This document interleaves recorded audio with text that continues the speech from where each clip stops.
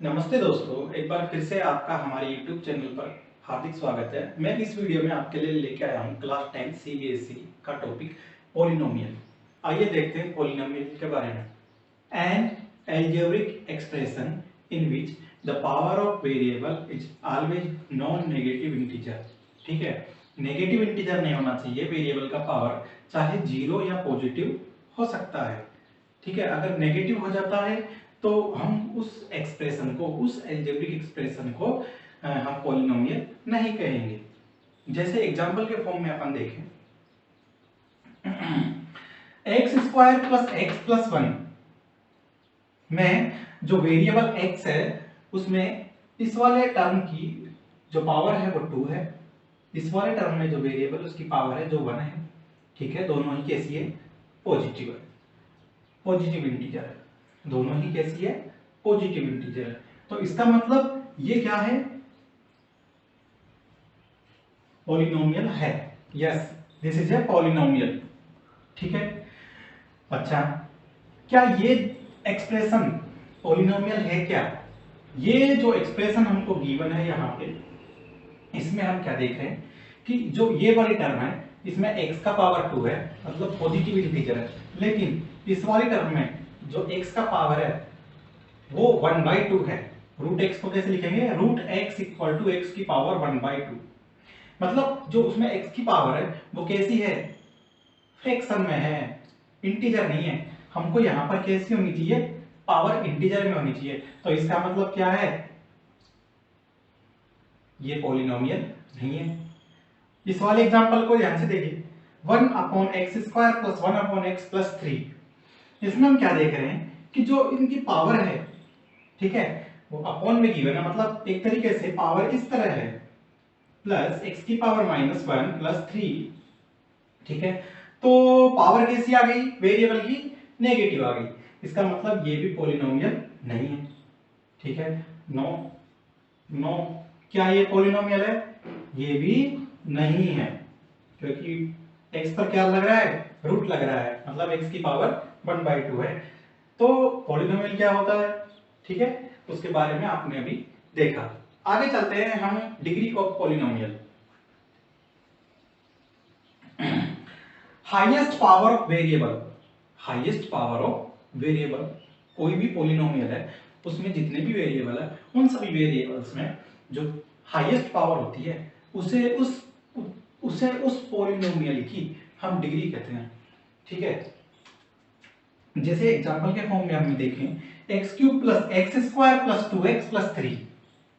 इसमें वेरिएबल की, इस वाले वेरिएबल की पावर 1 है, इसकी 2 है, इस वाले की x² की 3x³ की 3 है। तो डिग्री कितनी हो गई इसकी? 3। इस पॉलिनोमियल की डिग्री कितनी हो गई? 3। सिमिलरली इस पॉलिनोमियल की डिग्री कितनी है? 2, क्योंकि इसमें x की जो पावर है वो मैक्सिमम पावर कितनी है? 2 है। Terms first, according to terms.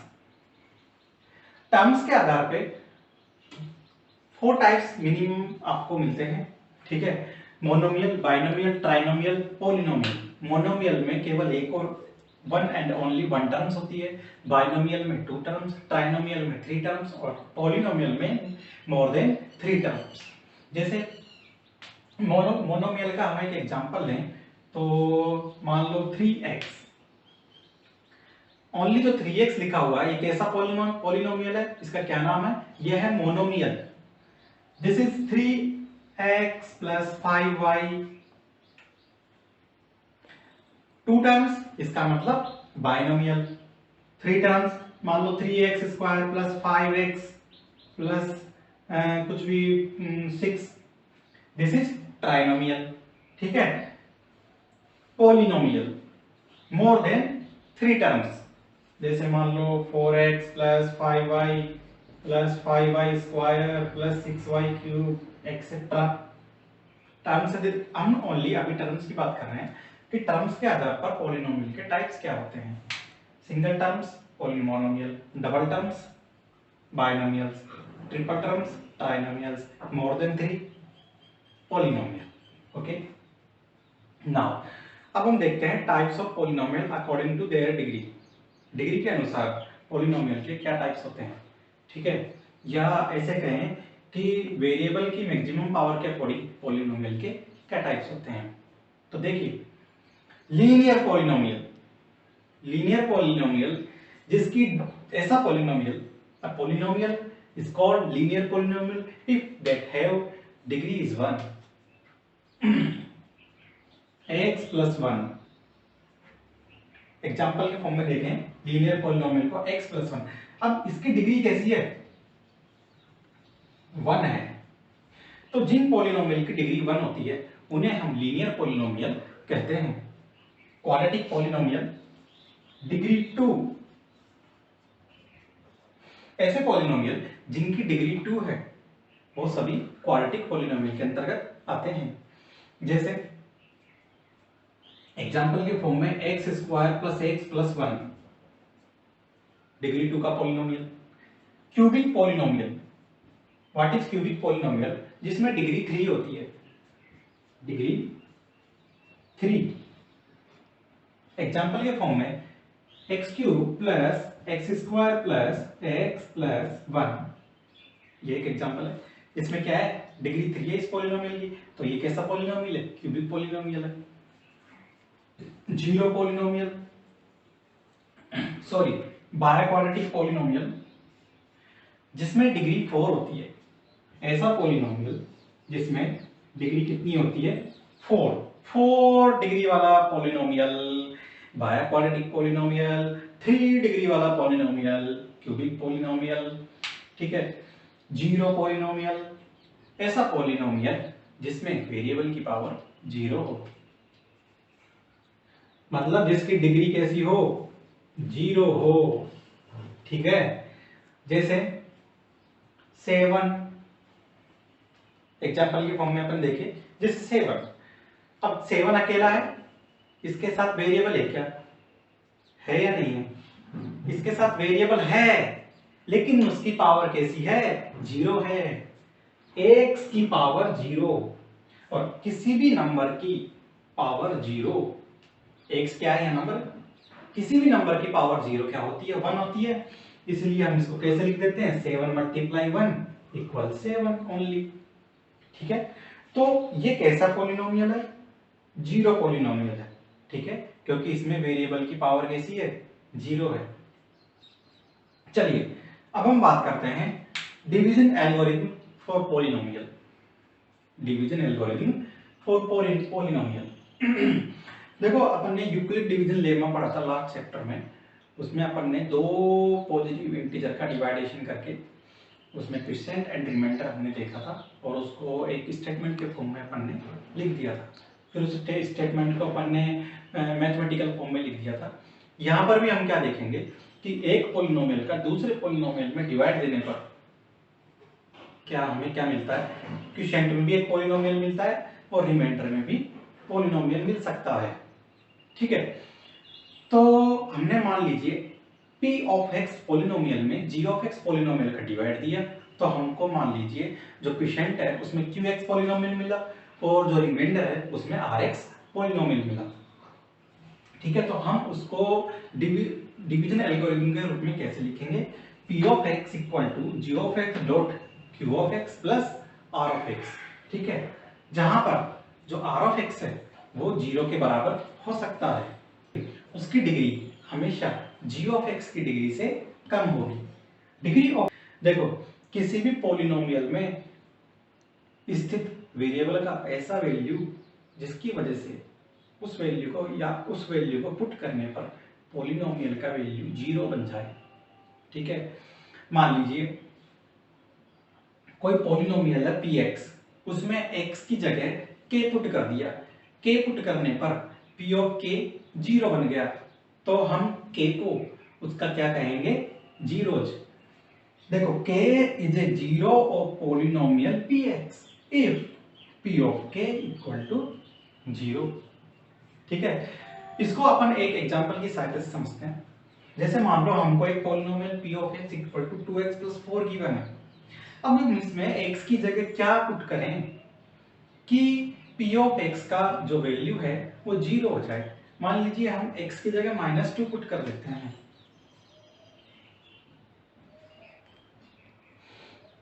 मान लीजिए हम x की जगह -2 पुट कर देते हैं, तो हम क्या देख रहे हैं कि p ऑफ इस x की जगह -2 रखेंगे, p of -2 equal to 2 into इस x की जगह भी -2 प्लस 4। ठीक है, तो हमारे पास आ रहा है -4 प्लस 4 इक्वल टू 0। मतलब x इक्वल टू -2 के लिए p ऑफ -2 क्या हो गया, 0 हो गया। इसका मतलब क्या है, जो -2 है, x इक्वल टू जो -2 है वो इसका क्या कहलाता है, जीरोज कहलाता है। ये क्या कहलाएगा, इसका जीरोज। ठीक है, अब कई बार ऐसे होता है कि हम डायरेक्टली पता नहीं लगा सकते कि इसका जीरोज क्या है, जिसको पुट करके देखने पर जीरो, या तो हम बार बार पुट करके देखते जाएं तो उनमें से कोई भी जीरो मिलेगा एक। ठीक है, या हम क्या कर सकते हैं, इसको डायरेक्टली जीरो के बराबर रख सकते हैं। मान लो p ऑफ x बराबर 0, तो 2x प्लस 4 इक्वल 0। ठीक है, this is implies 2x equal to -4। ठीक है, this implies x equal to -4/2 मतलब -2। तो x इक्वल टू -2 के लिए p ऑफ x क्या हो जाएगा, 0। तो x इक्वल टू -2 इसका क्या है, 0। ठीक है, वैल्यू ऑफ पॉलिनोमियल, किसी भी पॉलिनोमियल का जो वैल्यू होता है वो कैसे डिफाइन करते हैं, देखो जैसे मान लीजिए कोई पॉलिनोमियल है x² प्लस x प्लस 2। ठीक है, p ऑफ x कोई पॉलिनोमियल है x² प्लस x प्लस 2। तो हमसे मान लो क्वेश्चन ने पूछ लिया कि p ऑफ 2 क्या होगा, x इक्वल टू 2 पर वैल्यू क्या होगी पॉलिनोमियल की। ठीक है, तो हम क्या करेंगे, x की जगह 2 रख देंगे, 2 का स्क्वायर प्लस 2 प्लस 2, हमारे पास कितना आ गया, 4 प्लस 4 इक्वल टू 8। तो पॉलिनोमियल की वैल्यू क्या आ गई, 8 आ गई। किसी भी, तो स्टूडेंट्स अब हम पढ़ने जा रहे हैं ग्राफ ऑफ पॉलिनोमियल्स। पॉलिनोमियल्स के ग्राफ किस टाइप के मिलते हैं हमें। ठीक है, लीनियर पॉलिनोमियल। ठीक है, पहले तो लीनियर पॉलिनोमियल का जहां हम आप सभी जानते हैं अच्छी तरह, ax प्लस बी, जहां पर a क्या है, कोफिशिएंट है, b क्या है, कांस्टेंट है, और x क्या है, x वेरिएबल है। ठीक है, और a नॉट इक्वल टू 0 होना चाहिए। अगर a इक्वल टू 0 हो जाता है तो ये लीनियर बचेगा ही नहीं। ठीक है, ये जीरो पॉलिनोमियल बन जाएगा। अब हम क्या देख रहे हैं कि लीनियर का ग्राफ, देखो लीनियर का ग्राफ जो होता है,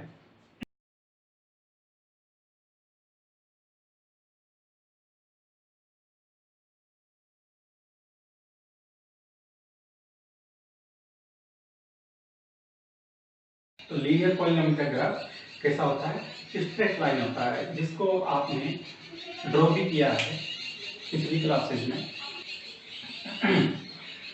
अब हम देखते हैं कि क्वाड्रेटिक पॉलिनोमियल का ग्राफ कैसा बनेगा। देखो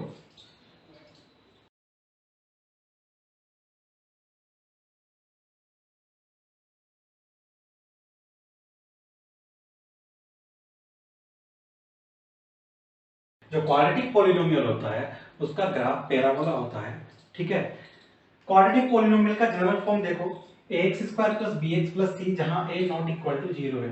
तो अगर a ग्रेटर देन 0 है, इफ a जो है ग्रेटर देन 0 है, तब तो पैराबोला अपवार्ड खुलता है। ठीक है, तो पैराबोला कैसा होता है, अपवार्ड। अगर ये x² का कोफिशिएंट a लेस देन 0 हो तो हमारे पास जो ग्राफ होता है वो अपवार्ड ना होकर डाउनवर्ड हो जाता है।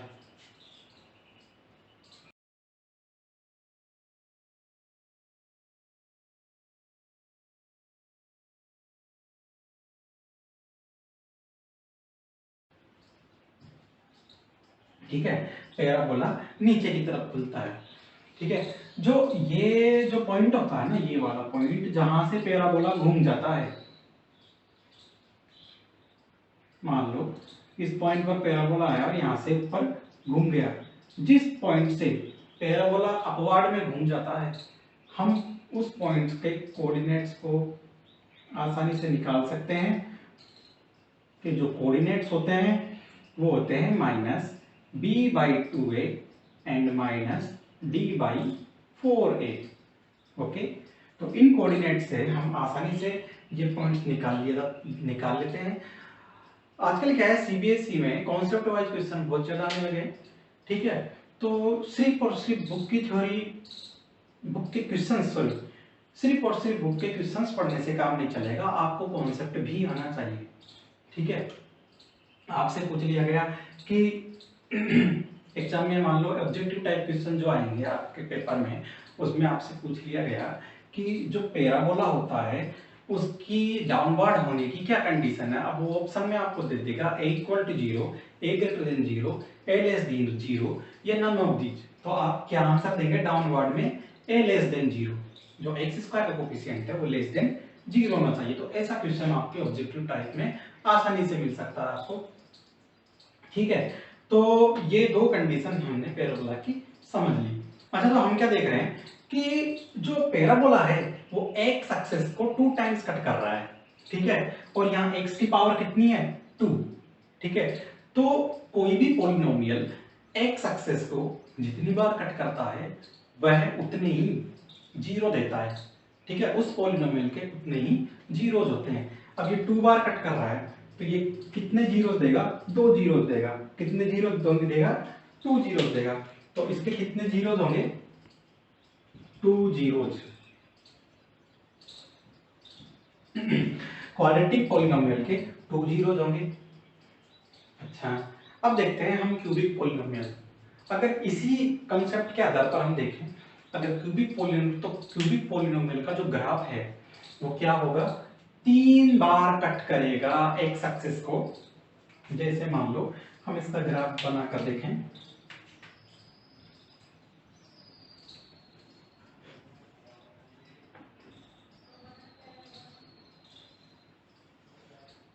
ठीक है।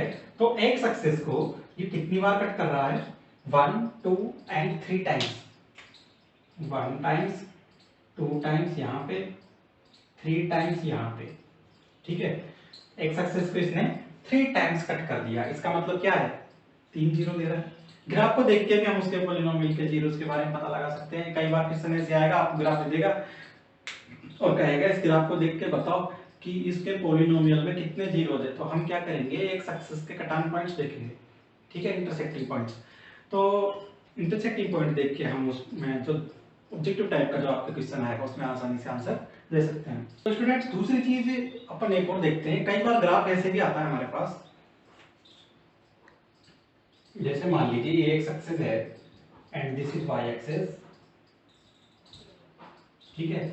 मान लो ये ग्राफ आ रहा है ऐसे, तो हम इस ग्राफ को कैसे क्या करेंगे, इसका पॉलिनोमियल कैसा है, ठीक है। इसका पॉलिनोमियल कैसा है, कांस्टेंट पॉलिनोमियल। कैसा है, कांस्टेंट पॉलिनोमियल, ठीक है, जिसे हम कहते हैं जीरो पॉलिनोमियल या constant polynomial. y is equal to f of x, ठीक है। तो एक तरीके से ये एक्स एक्सिस को कहीं भी कट नहीं कर रहा। इसका मतलब ये है कि जीरो पॉलिनोमियल जो होता है, जो जीरो पॉलिनोमियल होता है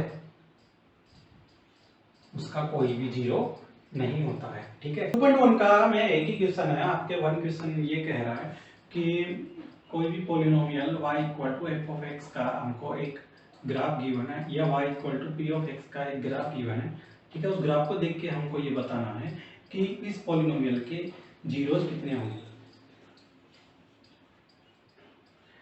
अच्छा, इस ग्राफ को अगर हम देखें y equal to p of x को, हम इसमें देख रहे हैं कि ये लाइन बिल्कुल सीधी जा रही है और एक्स अक्ष को कहीं भी कट नहीं कर रही है, ठीक है।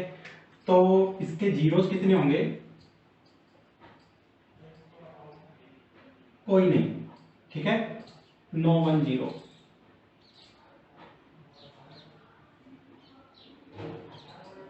क्या नो जीरोस, नो जीरोस, कोई जीरो नहीं होगा इसका, ठीक है। और ये कैसा पॉलिनोमियल होगा, कांस्टेंट पॉलिनोमियल,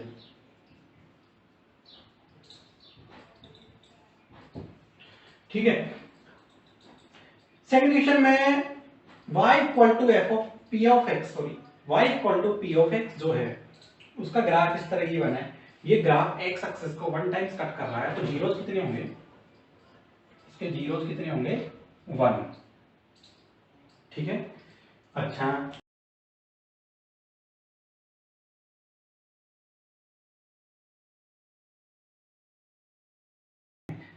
तो दोस्तों अपन बात करते हैं relationship between zeros and coefficient, ठीक है। जैसे मान लीजिए ये कोई क्वाड्रेटिक इक्वेशन का जनरल फॉर्म गिवन है ax square plus bx plus c where a is not equal to 0, ठीक है। तो a और b कोफिशिएंट कहलाते हैं, c कांस्टेंट कहलाता है, ठीक है, और x जो है वेरिएबल कहलाता है, ठीक है। इनके बीच में क्या रिलेशन है वो हम यहाँ देखेंगे। इनको देखने से पहले हम एक एग्जांपल लेते हैं। जैसे मान लीजिए ये कोई एग्जांपल है p of x equal to x square plus 7x plus 10, ठीक है। इसका अगर हम फैक्टर करें तो फैक्टर कैसे होंगे,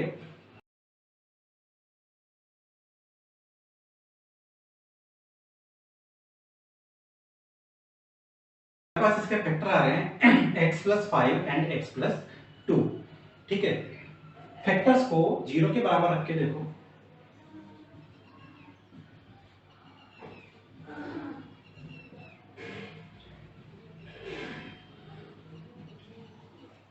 तो हम क्या देख रहे हैं, इसके दो जीरो आ रहे हैं, एक तो -5 एंड एक -2, ठीक है। मतलब x की वैल्यू अगर हम -5 रख देते हैं तो p ऑफ x 0 देगा, ठीक है।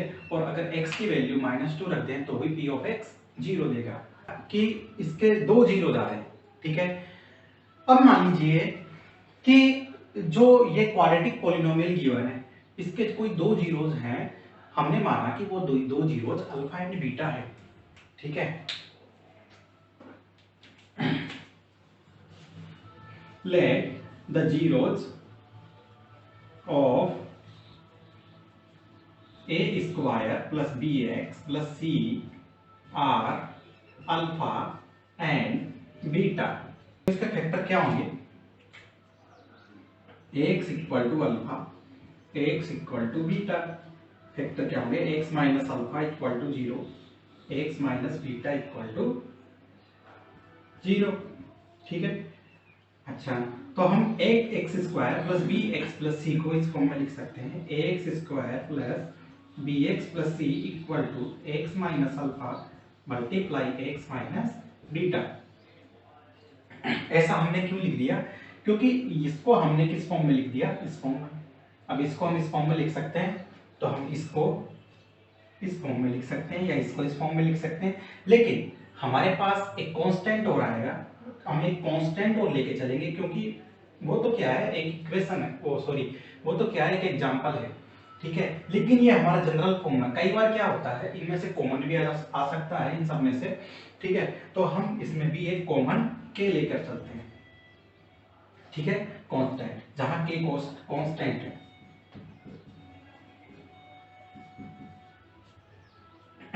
अब हम क्या करते हैं, इसको मल्टीप्लाई कर लेते हैं अंदर,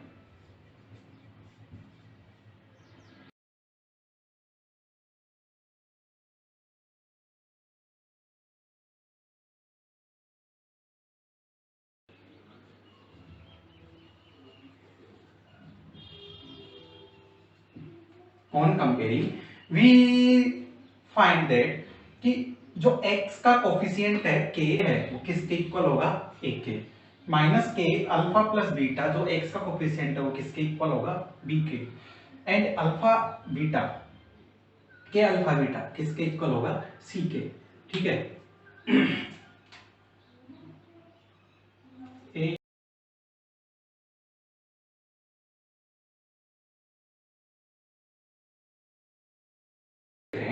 कि अगर हम इस माइनस के को इसके नीचे भेज दें तो हमारे पास क्या मिलेगा, alpha plus beta equal to minus k, sorry b upon minus k. अच्छा के की जगह हम क्या पुट कर सकते हैं, ए, तो alpha plus beta equal to minus b upon a, ठीक है। मतलब हमारे पास एक रिजल्ट ये आ गया कि जीरोज का sum of zeros equal to minus b upon a. And हम क्या देख रहे हैं, अगर हम इसका यूज लें तो हम क्या देखते हैं कि alpha beta equal to c upon के का वैल्यू ए पुट कर देंगे, alpha beta equal to c by a. हमारे पास दूसरा रिजल्ट आ गया, अल्फा बीटा मतलब product of zeros equal to c upon a. ठीक है, तो हमको हमारे पास रिलेशन आ गया जीरोज एंड कोफिशिएंट में, दोनों जीरोज और कोफिशिएंट में रिलेशन आ गया कि sum of zeros equal to minus b by a and product of zeros equal c by a. ठीक है, अब हम क्या करेंगे, मान लो हमसे इस क्वेश्चन इस एग्जांपल में कह दिया गया कि वेरीफाई करो कि इसके जो कोफिशिएंट और जीरोज है उनमें रिलेशनशिप को वेरीफाई करो। तो हम कैसे वेरीफाई करेंगे, हम जानते हैं वी नो दैट, हम इस रिजल्ट का यूज लेंगे, we know that alpha plus beta is equal to b by a. ठीक है, अल्फा बीटा के आगे -5 and -2, -5 plus -2 equal to b. B कितना है 7, एक्स का coefficient b, x square coefficient जो कि 1 है वो क्या है ए, यहाँ पे 1 है, और ये क्या हो गया सी। ठीक है, तो हमारे पास बी कितना है 7 अपॉन ए मतलब 1, तो कितना मिल गया हमको, सॉरी माइनस होता है ना, -7 इक्वल टू -7, मतलब ये वेरीफाई हो गया, LHS इक्वल टू RHS आ गया। अब हम alpha beta equal to c by a को अगर वेरीफाई करने की कोशिश करें तो अल्फा क्या है, sorry alpha -2 -5 and beta -2, -5 multiply -2 equal to c 10 upon a 1, तो 10 इक्वल टू 10, ये भी वेरीफाई हो गया। तो क्वेश्चन में ऐसे आता है कि relationship of coefficient and zeros को वेरीफाई करो। ठीक है, जीरोस फाइंड करो, या हम किसी क्वेश्चन में जीरोस दे देगा तो इक्वेशन पूछेगा कि इसकी इक्वेशन क्या होगी। ठीक है, और ऑब्जेक्टिव टाइप क्वेश्चन ऐसा आ सकता है आराम से।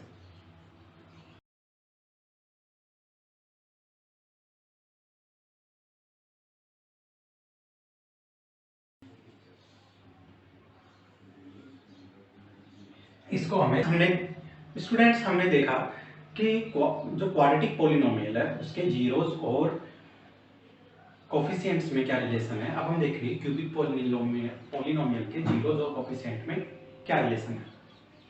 ठीक है, माना कि ax cube plus bx square plus cx plus d, जहां a नॉट इक्वल टू 0 है, एक क्यूबिक पॉलिनोमियल है।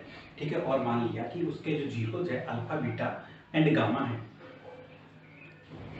तो हम क्या देखते हैं कि alpha plus beta plus gamma, alpha plus beta plus gamma is equal to minus b by a, alpha beta plus beta gamma plus gamma alpha is equal to c by a.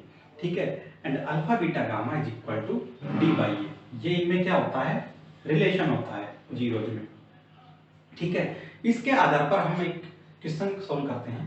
ठीक है, verify that 3 -1 1/3 are zeros of the cubical polynomial p of x equal to 3x cube minus 5x square minus 11x plus 3, verify relationship between zeros and coefficient।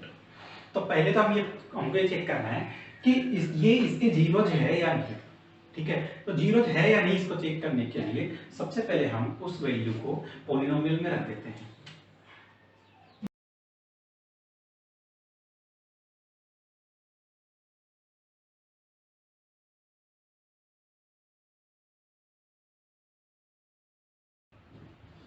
तो students हम क्या देख रहे हैं कि x equal to 3 पर polynomial का value 0 आ रहा है, इसका मतलब x इक्वल टू 3 पॉलिनोमियल का क्या है, जीरोज है।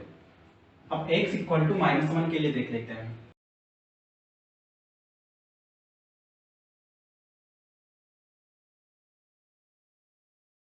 -1 के लिए भी p ऑफ -1 पॉलिनोमियल की जो वैल्यू है वो 0 आ रही है, इसका मतलब ये भी क्या है, इसका जीरोज है।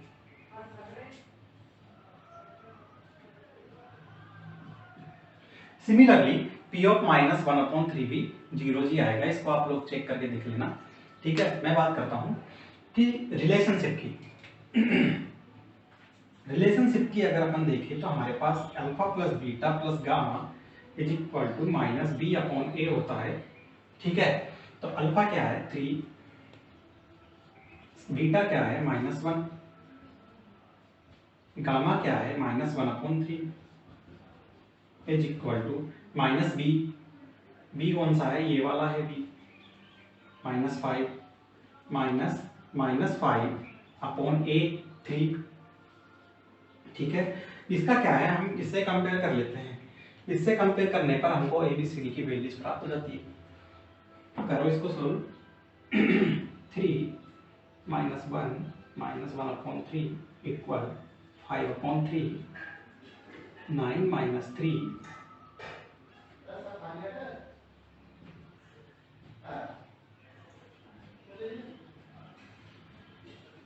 तो इसका मतलब क्या है, हमारे पास ये वाला क्या हो गया, वेरीफाई हो गया।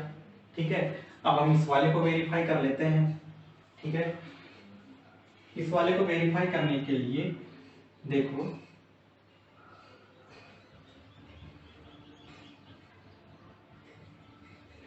Alpha beta gamma, alpha 3 beta -1 plus -1 into -1/3 plus -1/3 into alpha 3 is equal to c, c क्या होगा -11/A3। ओके, नाउ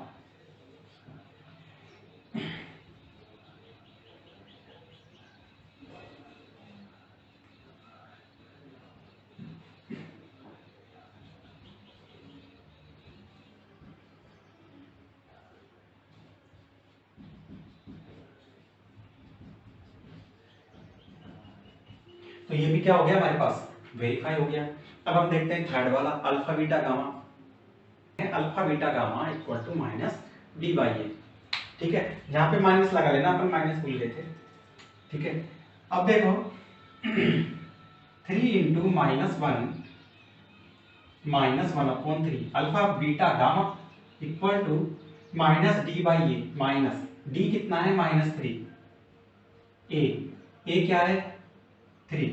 ठीक है, हमारे पास क्या आ रहा है, ये यहाँ पे आ रहा है 1 और यहाँ भी आ रहा है 1, तो हमारे पास ये वाला भी क्या हो जाता है, वेरीफाई हो जाता है। पहले से इक्वल टू आर के साथ चुका है। बाकी क्वेश्चंस के बारे में अपन डिस्कशन नेक्स्ट वीडियो में करेंगे। इस वीडियो में इतना।